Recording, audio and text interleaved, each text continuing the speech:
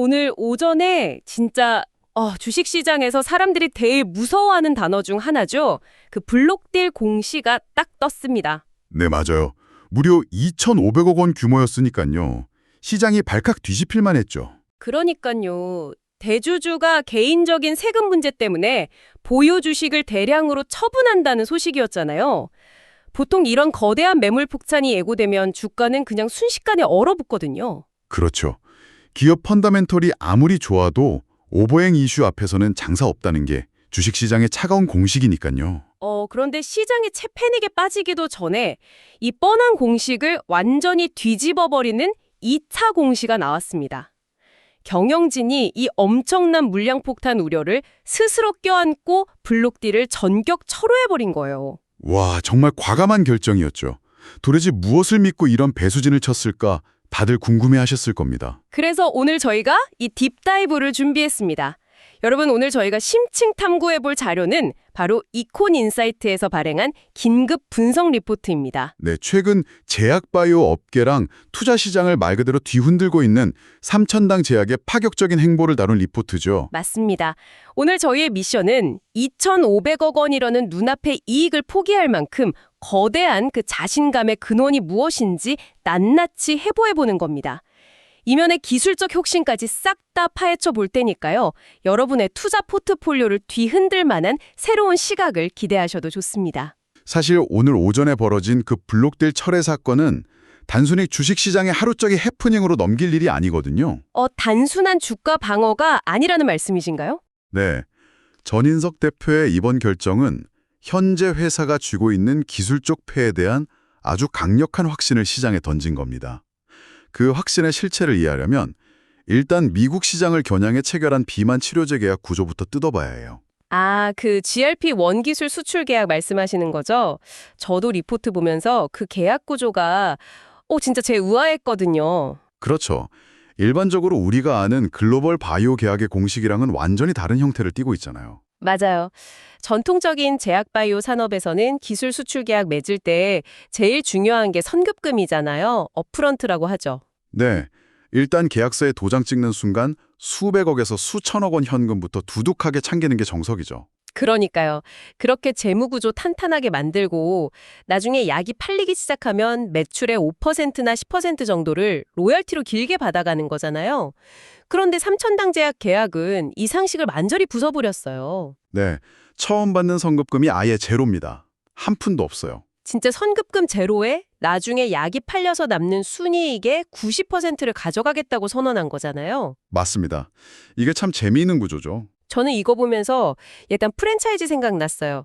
본사가 가맹점주한테 가맹비나 인테리어비 한 푼도 안 받을 테니까 일단 간판 달고 장사 시작해라. 대신 매달 남는 순수익 90%는 본사가 가져가겠다.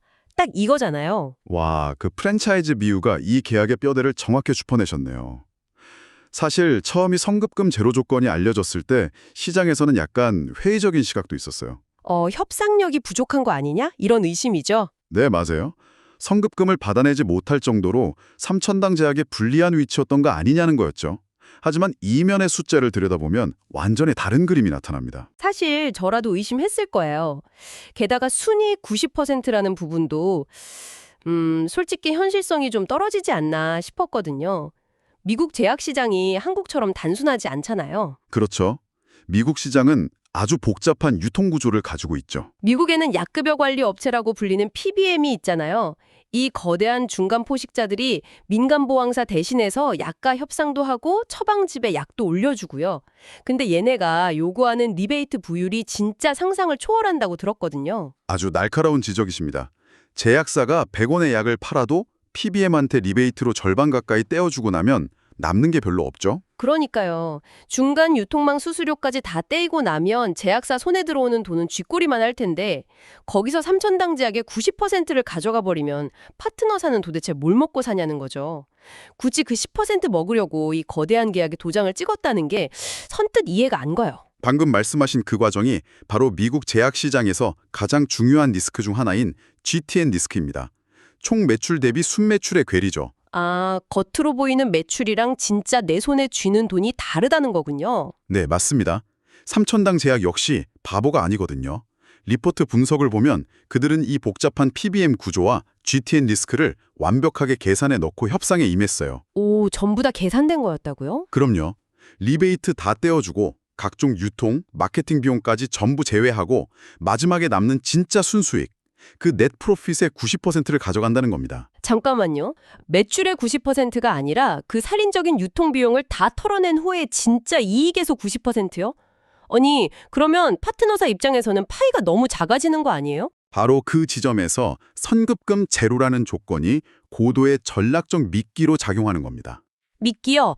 아, 파트너사를 유인하는 건가요? 네. 파트너사 입장에서 신약을 도입할 때 가장 큰 부담이 수백억, 수천억 원 하는 초기 선급금이거든요. 만약 임상 실패하거나 시장 진입 늦어지면 그 현금은 고스란히 매몰 비용이 되니까요. 아, 그런데 섬천당 제약이 그 초기 재무 리스크를 완전히 없애준 거네요. 정확합니다. 파트너사는 선급금으로 써야 했을 그 막대한 자본을 온전히 미국 전역의 마케팅이랑 PBM 처방집 등재에 쏟아부을 수 있게 되는 거죠.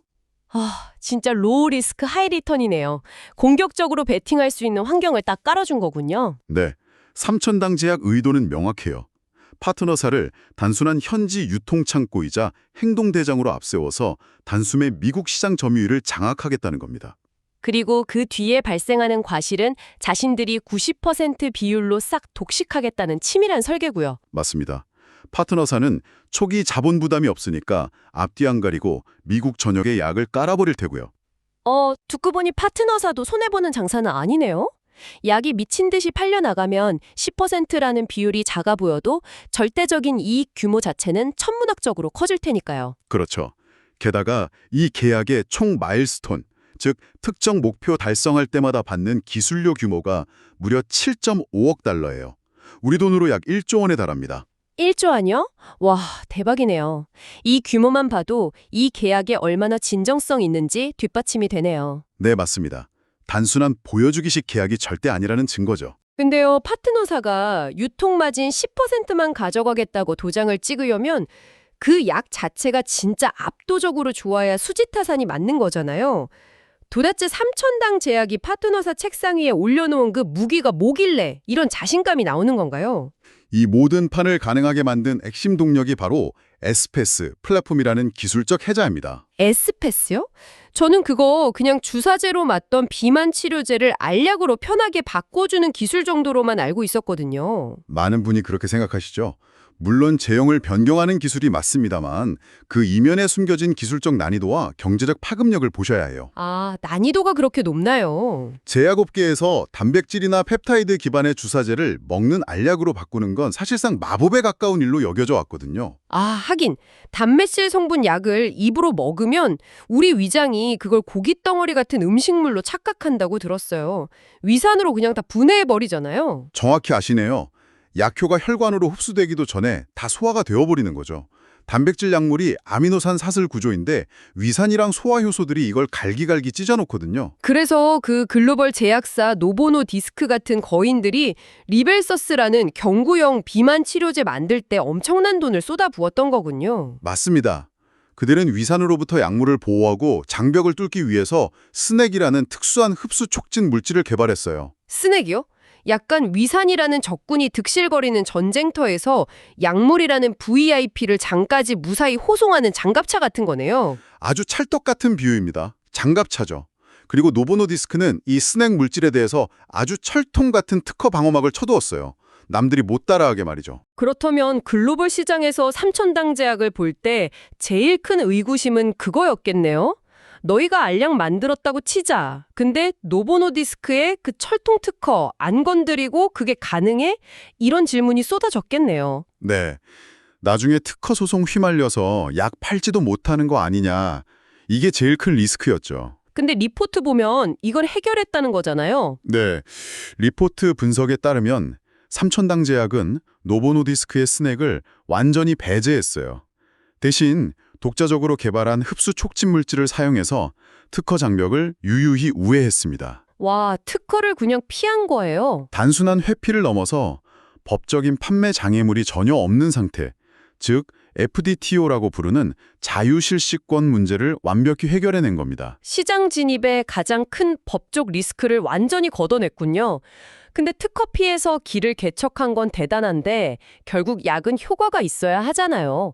장갑차가 부실해서 VIP가 중간에 다 죽어버리면 소용없는 거 아닌가요? 그렇죠. 약효가 떨어지면 알약으로 만든 의미가 없으니까요. 리포트에 나온 PK 데이터, 그러니까 약동학 데이터 보니까 오리지널 약물이랑 비교한 성적표가 되게 흥미롭더라고요. 먹는 약은 얼마나 약물이 몸에 많이 흡수됐는지가 관건이잖아요. 네, 그게 제일 중요하죠. 그 Cmax 최고 혈중 농도나 체내 약물 총 노출량인 AUC 수치를 보니까 삼천당 제약의 에스페스 기술이 오리지널이랑 대등하거나 오히려 더 뛰어나다고 나오던데요? 맞습니다. 아주 놀라운 결과죠. 그러니까 남들은 최고급 원두 100g 쏟아 부어서 에스프레소 한 잔 추출할 때 이 에스페스라는 독자적인 필터를 쓰면 원두 50g만으로도 똑같이 진한 커피를 만들어낸다는 거잖아요. 야, 방금 그 50g 원두 비유가 이 기술의 재무적 가치를 완벽하게 설명해 주네요. 그 절반의 원두가 만들어내는 차이가 바로 파트너사로부터 순위 90%를 끌어내고 돈을 쓸어 담을 수밖에 없는 핵심 메커니즘입니다. 원두를 적게 써서 돈을 번다는 건가요? 네. 왜냐하면 지금 전 세계 제약사들이 원두가 없어서 커피를 못 팔고 있는 상황이거든요. 현재 글로벌 비만 치료제 시장의 제일 심각한 병목 현상이 환자 수가 아니라 원료 공급 부족입니다. 그 API 원료 의약품 말씀이시죠? 글로벌 거대 제약사들이 전 세계 공장을 풀가동해도 주성분 만들어내는 속도가 수요를 못 따라가고 있다면서요? 맞아요.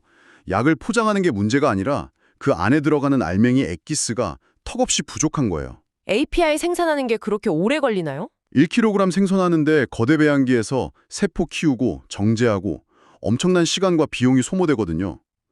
그런데 삼천당 제약 에스페스는 오리지널 대비 절반 가까이 적은 원료만으로도 몸속에서 동일한 흡수율을 달성해냅니다. 와, 원료가 절반밖에 안 된다는 건 나중에 대량 생산할 때 진짜 유리하겠네요. 스케일업 단계로 넘어가면 제조 원가율을 정말 획기적으로 낮출 수 있죠. 똑같은 양의 API를 확보했을 때 남들보다 2배 많은 알약을 찍어내는 마법을 부리는 겁니다. 애초에 원가가 말도 안 되게 낮아지니까 영업이익률이 극대화되고 거기서 10%만 떼어줘도 파트너사 입장에서는 천문학적인 액수가 된다는 거였군요. 이제야 그 퍼즐이 완벽하게 맞춰집니다. 그렇죠. 경제성이 완전히 다른 차원인 거죠. 게다가 나중에 비만 치료제 시장에 경쟁자들 쏟아져 들어와서 가격이나 치킨 게임 벌어진다고 상상해보면 이 무기가 진짜 무서워지네요. 더 넓은 시야에서 보셔야 해요. 에스페스 플랫폼의 진정한 가치는 유행하는 비만 치료제 하나에 국한되지 않거든요. 그럼 또 다른 파이프라인이 있나요? 리포트에서 주목하는 또 다른 무기가 바로 경구용 인슐린입니다. 현재 글로벌 임상도 아주 순조롭게 진행 중이죠. 인슐린이요? 와, 체중 감량도 좋지만 당뇨 환자분들에게 인슐린은 삶의 질을 넘어서 말 그대로 생존 필수품이잖아요. 그렇죠. 시장 규모나 안정성 면에서 인슐린 시장이 비만 치료제보다 훨씬 거대하고 견고합니다. 매일 정해진 시간에 배나 허벅지에 바늘 찔러 넣어야 하는 수억 명의 당뇨 환자들 일상을 한번 상상해 보세요. 진짜 생각만 해도 고통스럽네요. 매일매일 주사를 맞아야 한다는 게. 그런데 그분들에게 고통스러운 주사기 대신 식탁 위에 놓인 알약 하나 딱 쥐어줄 수 있다면 어떻게 될까요? 환자들의 QOL, 즉 삶의 질 측면에서 경구용 인슐린이 가져올 파급력은 의학계 패러다임 자체를 바꿀 정도입니다. 와, 듣고 보니까 에스페스는 그냥 특정 약물 하나를 위한 단편적 기술이 아니네요. 기존의 다양한 필수 주사제들을 다 알약으로 전환할 수 있는 무한한 확장성을 가진 플랫폼인 거군요. 맞습니다. 그 플랫폼의 가치를 파트너사들도 알아본 거고요. 기술 원리랑 확장성 파고들수록 정말 흥미로운데 사실 청취자 여러분도 이쯤에서 약간 근본적인 의문이 하나 드실 거예요. 어떤 의문이죠? 기술도 좋고 확장성도 완벽에 가까운데 왜 그동안 주식시장에서는 이 회사에 대해 약간 잡음이 많았지? 이런 생각하실 거거든요. 네, 충분히 그럴 수 있죠. 그동안 삼천당 제약이 불성실 공시 논란 휩싸이거나 시장 소통이 너무 부족하다 이런 지적을 꽤 받아왔잖아요. 기술이 아무리 세계 최고라도 결국 그 기술이 이끄는 경영진이랑 투자자 사이에 신뢰가 없으면 기업 가치 평가받기 힘들지 않습니까? 아주 합리적이고 필수적인 의심입니다. 투자자 입장에서는 과연 이 경영진 믿고 장기 투자할 수 있을까 걱정되는 게 당연하죠. 그러니까요. 리스크가 크다고 느낄 수 있죠. 바로 그 뼈아픈 의심에 대한 삼천당제와 경영진의 대답이 오늘 방송 서두에 말씀드린 2,500억 원 규모의 블록들 철회 공시인 겁니다. 아, 그게 단순히 쏟아질 뻔한 물량 폭탄 막은 주가 방어 조치가 아니라는 거군요. 네, 우리는 거대한 개인적 이익 쫓기보다 회사 장기적 가치 믿고 주주들과 함께 가겠다. 이런 강력한 락업 의지를 선언한 거예요. 주식 계속 보유하겠다는 거죠. 잃어버린 신뢰를 되찾기 위한 경영진의 대반격입니다. 공시 하나 취소한 게 아니라 시장이 가장 크게 우려했던 불투명성이나 경영진 모를 해저드라는 꼬리표를 스스로 딱 잘라내버린 거네요. 맞습니다. 말보다 강력한 행동으로 증명한 거죠. 리포트 톤을 봐도 삼천당 제약이 과거 비판에 변명하기보다는 내부적인 거버넌스 체질 개선에 나선 게 확실히 보입니다. 체질 개선을 어떻게 하고 있나요? 분기별로 정기 IR 개최해서 투명하게 소통하고 내부 컴플라이언스도 대폭 강화하고 있대요. 거대 기관 투자자나 외국인이 제일 꺼리는 게 바로 불확실성이랑 경영질 리스크거든요. 오늘 오전 결단으로 그 제일 큰 장애물을 스스로 걷어낸 거네요. 네. 그래서 저는 현재 이 회사 상황을 압도적인 데이터와 경영진의 신뢰가 마침내 결합하는 순간이라고 요약하고 싶습니다. 압도적인 데이터와 신뢰의 결합. 와, 에스페스라는 강력한 하드웨어 기술에 투명성이라는 소프트웨어 업데이트까지 딱 완료된 느낌이네요. 아주 적절한 표현입니다. 자, 여러분. 그럼 오늘 저희가 깊게 파헤친 이 내용들이 대체 여러분에게 어떤 의미를 가질까요? 단순히 어느 한 코스닥 제약사 주가 전망을 넘어서는 명확한 메시지가 있습니다. 바이오 기업의 진짜 자산이 무엇인지 생각하게 되죠. 맞아요. 기업 최대 자산은 화려한 신약 파이프라인 그 자체가 아니라는 겁니다. 남들보다 절반 원료만 쓰고도 흡수율 극대화해서 병목 현상이랑 원가 구조 다 부숴버리는 에스페스 같은 구체적이고 압도적인 해자, 그리고 이 기술을 제대로 평가받게 만든 경영진의 묵직한 신뢰가 핵심인 거죠. 네, 눈앞에 막대한 현금 유혹을 뿌리친 그 결단 말이죠. 여러분은 지금 단순히 약 제형이 바뀌는 걸 넘어서는 거대한 변화를 목격하고 계십니다. 한번 상상해 보시겠어요? 이 플랫폼 기술이 비만 치료제 넘어서 당뇨 환자 인슐린까지 성공적으로 알약으로 바꾼다면 매일 피부에 꽂아야 했던 수억 개의 필수 주사제들이 내일 당장 식탁 위 작은 알약으로 대체될 수 있습니다. 정말 삶을 바꾸는 혁신이네요. 네, 이런 기술적 혁신이 막대한 자본과 기존 특허 장벽으로 글로벌 시장 지배해온 거대 다국적 제약사를 관력 구도를 앞으로 어떻게 뒤흔들어 놓을까요? 어쩌면 약을 먹는다는 일상적 행위의 미래가 지금 우리 눈앞에서 근본적으로 재편되고 있는 건지도 모릅니다. 지켜보는 재미가 확실히 있겠네요. 오늘 저희가 함께 탐구한 이 깊은 인사이트가 청취자 여러분의 일상과 포트폴리오에 새롭고 강렬한 영감을 불어넣어 주기를 기대합니다. 저희는 언제나 여러분의 지적 호기심을 채워줄 다음 심층 탐구로 다시 찾아오겠습니다. 오늘 끝까지 함께해 주셔서 고맙습니다.